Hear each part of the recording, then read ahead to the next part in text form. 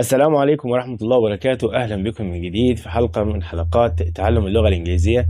النهاردة إن شاء الله هنتكلم على حاجة حلوة خالص، الفرق ما بين present simple وال past simple.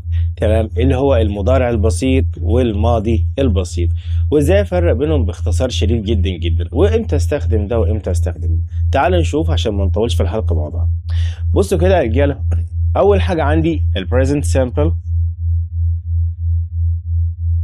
سامبل اللي هو معناه المضارع البسيط. الراجل ده بسيط في كلامه اصلا، قلنا قبل كده ان هو بيتكون من الانفينيتيف يعني المصدر، الفعل بدون اضافات، الفعل بدون اضافات. تمام. طيب لو جينا بصينا كده، مثلا لو انا جبت كلمه كوك يعني يطهو او يطبخ مثلا، واروح حطيت قبليها مثلا اي كوك فيش، انا اطهو سمك، بيجي الجمله اهو خلاص في مضارع بسيط بسيط. تمام.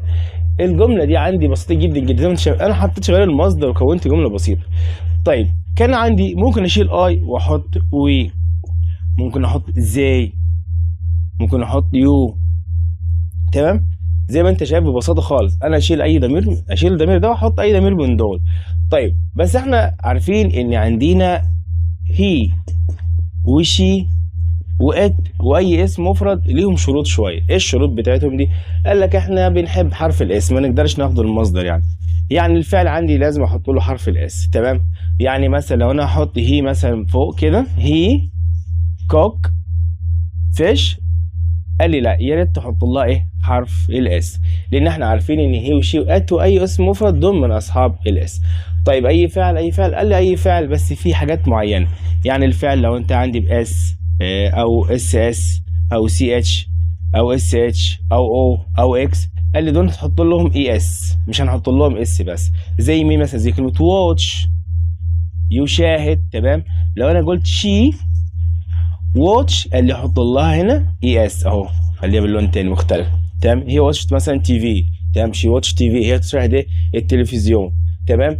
طيب لو كان اخرها واي، قال لي الواي لو قبله متحرك حط اس على طول. طيب لو الواي كان قبله ساكن، قال لي اقلب الواي وحط له اي اس. ده المضارع البسيط باختصار شديد جدا جدا. طب هو بيدل على ايه؟ بص كده ببساطه، تكرار، عادة بعملها، تكرار، حاجة بكررها على طول، يعني النهارده وبكره وبعده، الأسبوع الجاي، السنة الجاية، حاجة بكررها. هو حقائق، بيتكلم برضه مثلا الشمس بتشرق من الشروق الصبح مثلا، بتغيب مثلا المغربية كده، واخد بالك؟ ده المضارع البسيط. طب تعالى نبص كده على أخوه. مين أخوه يا ترى؟ تمام؟ الباست سيمبل. الباست سيمبل اللي هو الماضي البسيط اهو، ماضي بسيط. تمام. وده قلنا مضارع بسيط. طيب احنا قلنا الراجل ده خد الفعل عندي هنا بدون اضافات، يعني المصدر، يعني نقول التصريف الاول. التصريف الاول. الماضي البسيط قال انا زي اخويا المضارع البسيط، انا بسيط زيه، بس طالما هو خد التصريف الاول انا هاخد التصريف الثاني للفعل. التصريف الثاني ايه؟ للفعل الغير منتظم. ايه الغير منتظم ده؟ في افعال عندنا اسمها افعال شاذه يعني. طب لو كان منتظم، قال لي حط للفعل اي دي وخلاص. تمام. حط للفعل اي دي، مثلا زي بلاي. تمام. لو انا قلت كده مثلا يو بلاي فوت،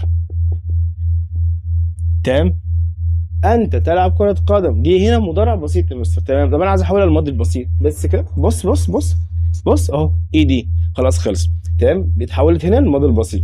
يبقى انا لما حطيت للفعل المنتظم اي دي تحولت ايه؟ للماضي البسيط. ففعل مثلا زي مثلا I write homework مثلا، انا بكتب الواجب بتاعي، دي عندي فعل في زمن المضارع، مصدر، انا اكتب واجب، وعايز احولها للماضي، قال لي انا باخد التصريف الثاني عشان رايت ده. تمام. فعل شاذ، تبقى كده I wrote homework.